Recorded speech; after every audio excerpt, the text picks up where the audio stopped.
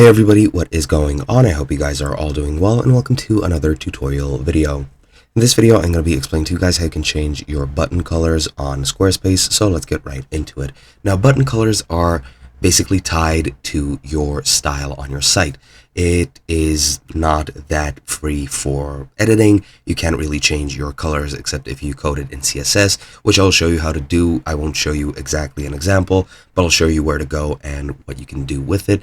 But yeah, for example, if I go ahead and add a button to this page, like so, just go add a block, add a button. As you can see, by default, my button is blue. But if I click on edit and go to design, as you can see, I can only select if it's a primary, secondary, or tertiary button. In this case, the secondary button has a transparent background, the tertiary has a white, and the primary has a blue one. And if I click on this and click edit button styles, it'll take me to the style editing section. Now, if I click on the buttons, as you can see, you can select which sort of style you would like, and I'll select this one.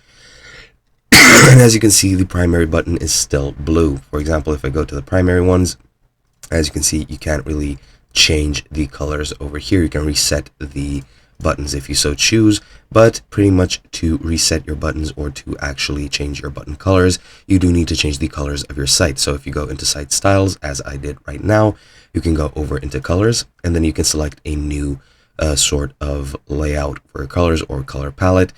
For example, if I change it to this one, as you can see, the entire site changes, but so does the color of the buttons. If I change it to this one, the color of the buttons changes as well. So they're pretty much directly tied to your website theme or your website color palette, and pretty much just by changing it, you can change the color of your buttons. However, if you want to play around with CSS or cascading style sheets, you can go into pages, go into website tools, go into custom CSS, and you can add custom CSS code over here to change the color of your buttons, but that is pretty much all you're limited to.